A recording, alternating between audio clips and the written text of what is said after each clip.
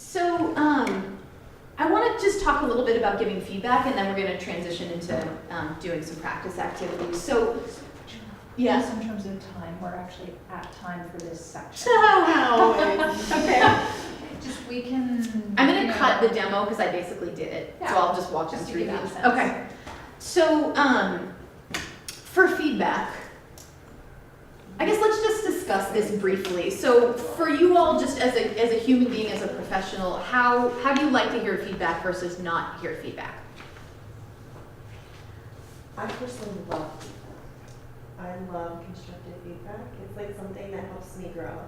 But I know not everyone looks for it. Mm-hmm. Like, definitely we have staff that do not like to hear feedback. Okay.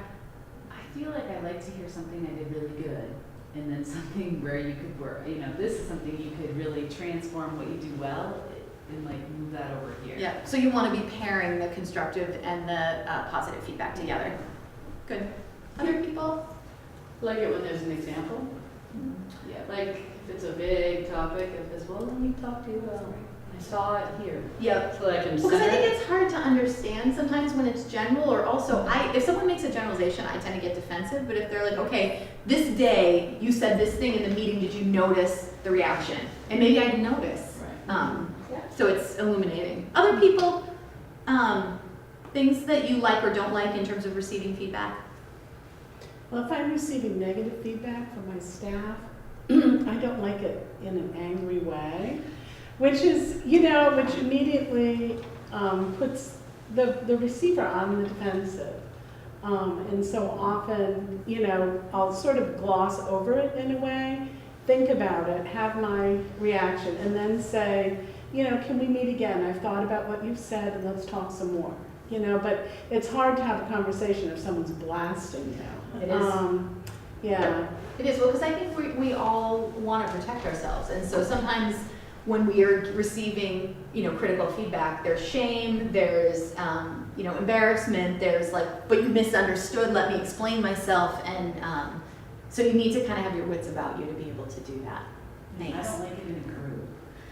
I think many people prefer to hear feedback privately. Anything that feels sort of like a public shaming or like, getting in trouble in school, Sure. bad. And bad, then you bad. don't trust that I don't trust that Mhm. person after. Like, okay, you've lost me now. And I think sometimes it's tricky because if problematic behaviors come up in a team meeting or a group context, it's like, okay, how do I contain it now and then give the feedback at another time when I think the person will be able to hear it. So you all have a handout about this, but the handout content I have summarized on slides. So I always start with positive feedback, and if you can't think of something positive to say, generally it suggests that you're angry and that you should wait, because nobody's a jerk all the time. I noticed that with my partner too. I'm like, oh my god, okay, if I just want to be like, you did this, you did this, you did this, I'm like, I'm having a something, and I need to zen out before anything productive is going to happen. I think the specificity is really important. So if you say, great job with your client, it's like, well, what does that mean? As opposed to, I think you did a really good job generating buy-in from this new client and his family that weren't sure about the program. I love the way you oriented them and did really good outreach with them the last few weeks. Really specific, much more meaningful. If you have critical feedback, if you have 5 or 6 things, pick the one thing that's more important. I don't know why, and Carly, maybe you know this, our brains are wired to sort of, I think because it's a survival thing, anything negative gets like amplified in the brain. So you can say I noticed this, I had a boss who, it was the first time I really had thorough evaluation. And she had, 10 things you did great and 2 things to work on. And when we left the room, the only thing I could remember was the bad things. And I'm like, when I came back to her and I was arguing with her about it, she's like, Julie, did you not notice I gave you 5 pages of praise and 2 bullet points to work on, and you're so focused on that. But I think it's something about how our brains are that make that true. It's like, if you ignore the threat, you might be dead. So that heightened reaction is in there. So people can't take a lot of critical feedback before they start to shut down. Respectful, period. I feel like you shouldn't have to say that, but I hear from folks some of the things that bosses have said to them over the years, and you're like, oh my god, that is really awful. Even if you're angry and even if someone has made a bad mistake, it's not a reason not to be respectful.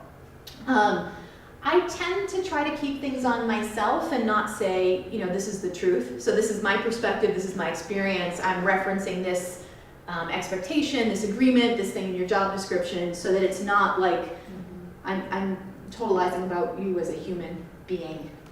And I think we covered the don't do this when you're feeling heated. And I think trying to find a non-defensive moment. So, you know, I'm running out to get my kids from daycare. Not the right time. I just found out a client's in the hospital and I'm really worried. Maybe not the right time. I haven't had lunch yet. Not the right time. You'd be amazed how much these other factors really impact people's ability to receive feedback. So just paying attention to that, I think, can set us up for more success. Anything you want to say or add to this? So I want us to practice this before we start talking about burnout. So if everyone can stand up. That is good. So this is on-the-spot feedback practice. So what's going to happen is I'm going to read a scenario. So you're assuming I'm your supervisee and I am doing the thing that I read from the list. And what I want is 2 people for each scenario to say to me, let's say we found the right time. What's the feedback that you would give me? So don't describe it. Say to me what you would say related to whatever this thing is. So it's just practice giving clear, respectful feedback. And if I come to you and you're like, just, you can pass or you can phone a friend and we'll ask the person next to you, okay? Okay, so the first scenario, so I'm your staff person and I am 2 weeks late on my documentation for the 5th time this year. So who would like to be our first feedback giver? Carly, you want to start us? And then we'll go around? Sure. So Julie, I noticed that you haven't done your documentation in the last 2 weeks. I wonder, is something going on? And could we talk about that? Very nice. Well, can we hear another version? Something maybe a little bit different? Oh. That's right. Okay. Oh, no, are you up? Sure. And I get really nervous speaking in front of large crowds. Okay, just do your best. It's great. Hey Julie, hey, can we sit down and talk for a second? I just want to talk about, I noticed that you haven't been doing your documentation. And I don't know, I'm flopping. Keep going, you're It's different good. when I'm working with just one person. I know. So let's just sit down and talk for a second. I just want to go over what might be interfering with you getting it done. Great. Good, okay. So next one, I am late for the mandatory team case conference again.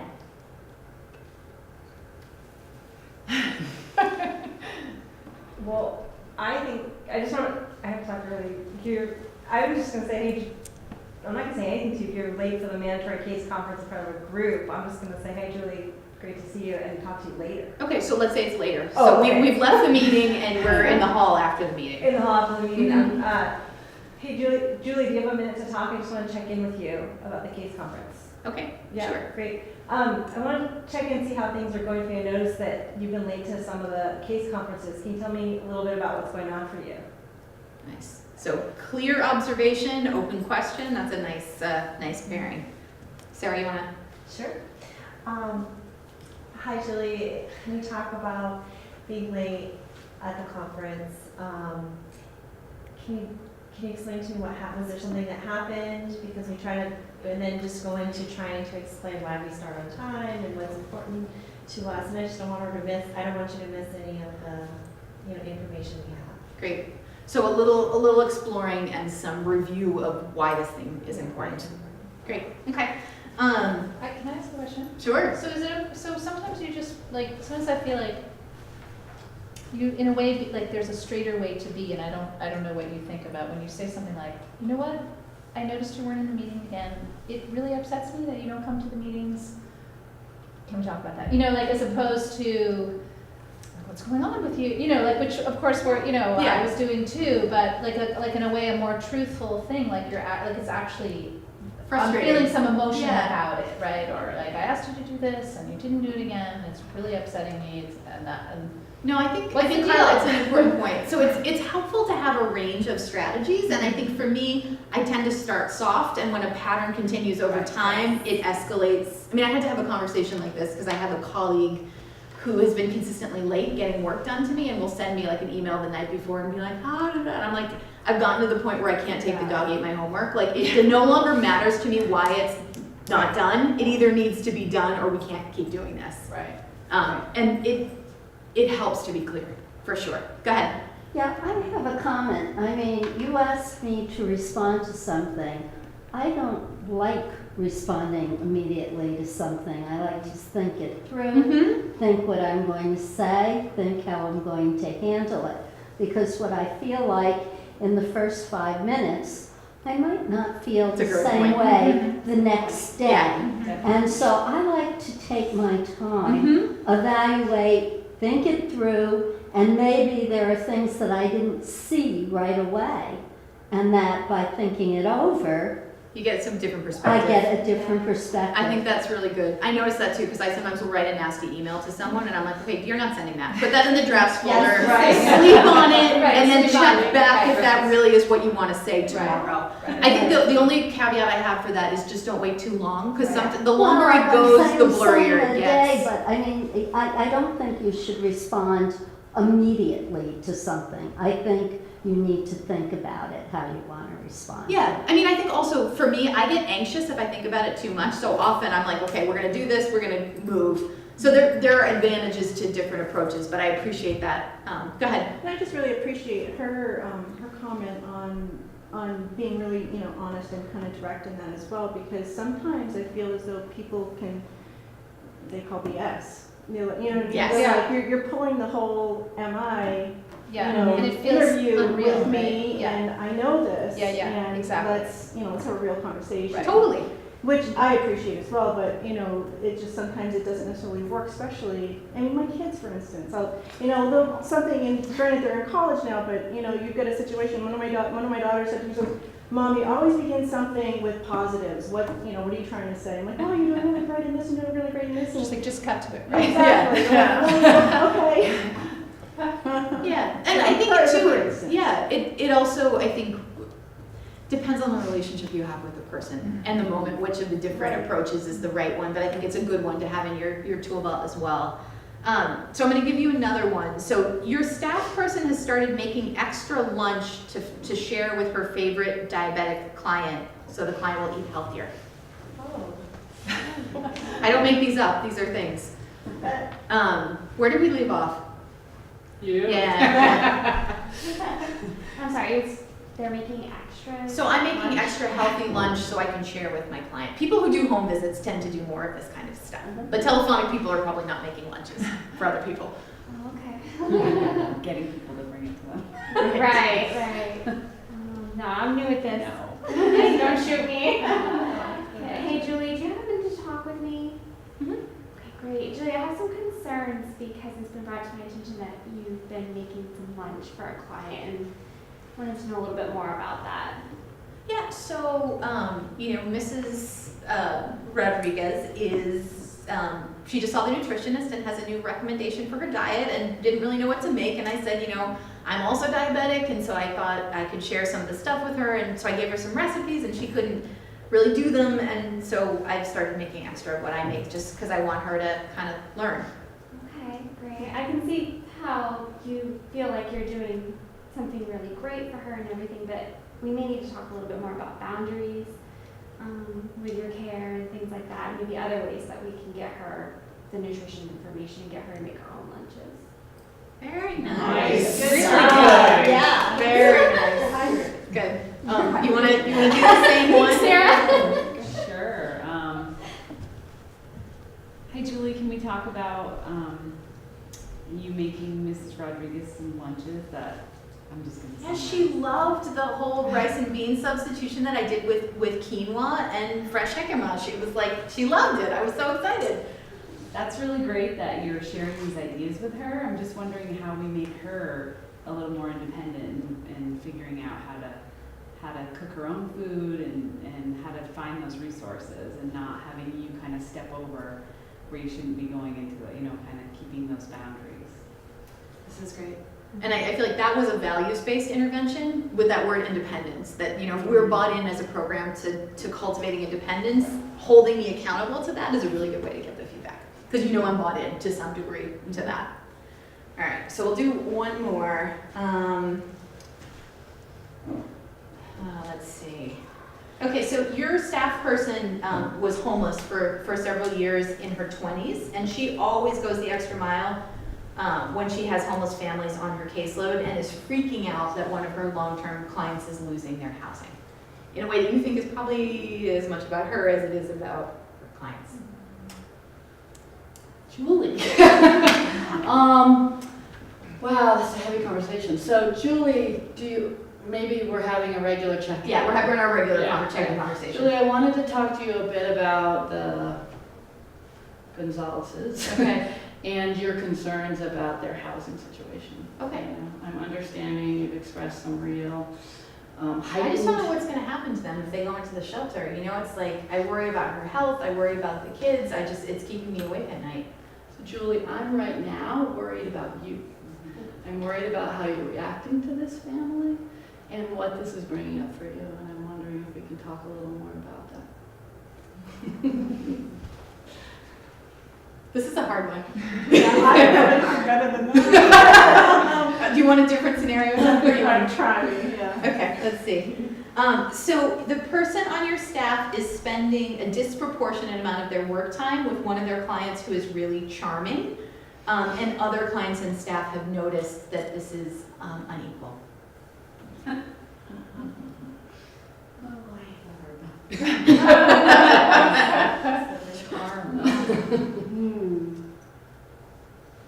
Let's see. This is a hard one too. So we're in our regular supervision time. Something like, you know, Julie, I'm curious, you've got a caseload of 20 folks. I'm curious how you triage, you know, how you triage your folks, and I don't know how to. You want to phone a friend? Yes, phone a friend. Yeah. Is that anybody else? Can you say about the what you- scenario again? So I'm a case manager, and I'm spending a disproportionate amount of my time with one of my clients who's very charming, and other clients and other staff have both commented to the supervisor about it. So that's how I know it's an issue. One comment I have, I really liked how you brought in the triage. I didn't look at that, but I think you might get into a hole of, I'm not being clear enough if it doesn't bring up the problem. But I really liked where you were going with that. Well, just to get a sense of how their mind works. Right, but to center them on what you're talking about might be helpful in that. You know, to center them, I'm talking about this particular behavior as I'm looking at your triage. I could, in our work, I could be fairly direct with this one. The consumers that we work with are funded for a certain number of hours per week of service coordination. Yep. And so I do review utilization with folks, you know, and so I could say, you know, I've noticed, you know, Joe is getting, you know, an average of 6 hours a week. He's funded for 2. I'm not aware of any crises, you know, on the case. This is a really good way to find out. Yeah, is there something I don't know, or? Yep. So sometimes data is a really nice way to open this conversation. So like, I mean, I think about it, you know, with clients, with our HIV clients, they get their labs every 3 to 6 months, and often when the labs look bad, it's a natural time to have a conversation about medication adherence that would be touchy to bring up at another time. So if you were looking at utilization, or you do that as part of your regular process, the data can be a way into having some of the more boundary skill conversations. Good. Thank you, everyone. I appreciate you being willing. It's a little hard to be put on the spot, but I find hearing what other people do is very helpful in terms of to me, to be a good supervisor, it's like you don't want to just have a hammer and a screwdriver. You're like, yeah, I need a saw and a drill and some sandpaper, and you know, otherwise there are things that you just don't know how to handle skillfully. I know we're short on time. I was just going to bring up to Carla's point that I think it is having that whole toolbox of items, and I have a really excellent supervisor. We work hand in hand together all the time. So most of our meetings are very just like collegial, back and forth problem solving, but what I really respect about her is if there's some sort of issue or we've had a misunderstanding, she'll just like start it off with saying, this is something that happened, this is how I'm perceiving the situation, and it's making me feel like you felt this way about me or you were upset, but that's my perception, so I really just want to put it out there and let's hear your side. It's like she just, yeah, it's so impressive. I'm always like, wow, thank you for saying that. That's not at all what I meant, and I'm so glad you said that. Let's talk it through. And it's just like, boom, right there.